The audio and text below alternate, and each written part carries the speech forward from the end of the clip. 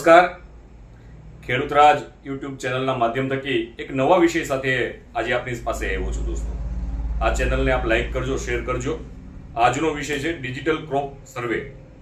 એ પહેલા હું એક વાત આપની સાથે શેર કરવા માંગીશ કે ઉજળા ઉજળા વસ્ત્રોની અંદર અમે શેતાન છુપાયેલે જોયા છે, અરે ગંદી સડતી ગલીઓમાં અમે ઇન્સાન અને ગામડા છુપાયેલા જોયા છે।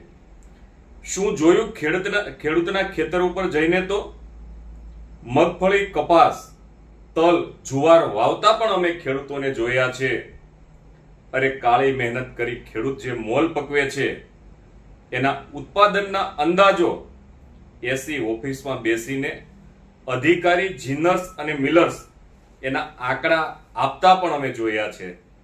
દોસ્તો, આઝાદીના 75 વર્ષ પછી આ દેશની અંદર ખેડૂતોએ પોતાના ખેતરની અંદર શું વાવ્યું છે એનો અંદાજ પાણીપત્રક આ વર્ષે ગુજરાત રાજ્યની અંદર ડિજિટલ ક્રોપ સર્વે થવા જઈ રહ્યો છે।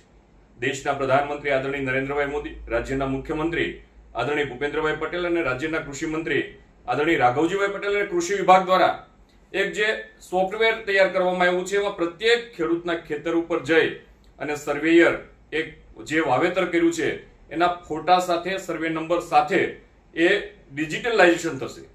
આ ડિજિટલાઇઝેશન થવાથી આપણને ખેડૂતોને ખૂબ મોટો ફાયદો થવાનો છે। પહેલો ફાયદો એ કે વાવેતરની સાચી માહિતી રાજ્ય સરકાર અને કેન્દ્ર સરકારને મળશે। બીજું, કુદરતી આપત્તિ, વરસાદ કે અનાવૃષ્ટિ થાય તો કયા પાકને કેટલું નુકસાન થયું છે એનો ચોક્કસ આંકડો એક ક્લિક, એક ચાપ દબાવતા રાજ્ય સરકારને મળી જશે।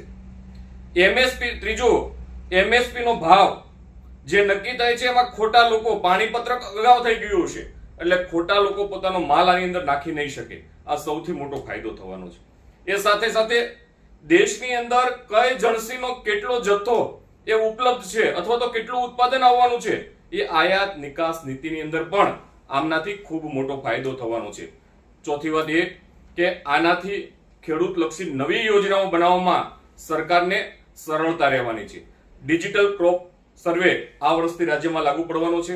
પ્રત્યેક ખેડૂતો જાગૃત થઈ પોતાની ફરજ સમજીને, આપણે ભૂતકાળમાં તલાટી પાસે પાણીપત્ર કરાવવા નથી જતા, એના હિસાબે આપણે હેરાન થઈ રહ્યા છીએ, પરંતુ આ વખતે આપણે હેરાન નથી થવું। આપણા ખેતરે જે સર્વે કરવા આવે એને સામેથી સાચો અને સારો સર્વે કરાવીએ। ડિજિટલ સર્વેની અંદર આપણે સૌ પોતાની ભાગીદારી ખેડૂત તરીકે નોંધાવીએ એવી આપ સૌ પાસે અપેક્ષા રાખું છું। વંદે માતરમ।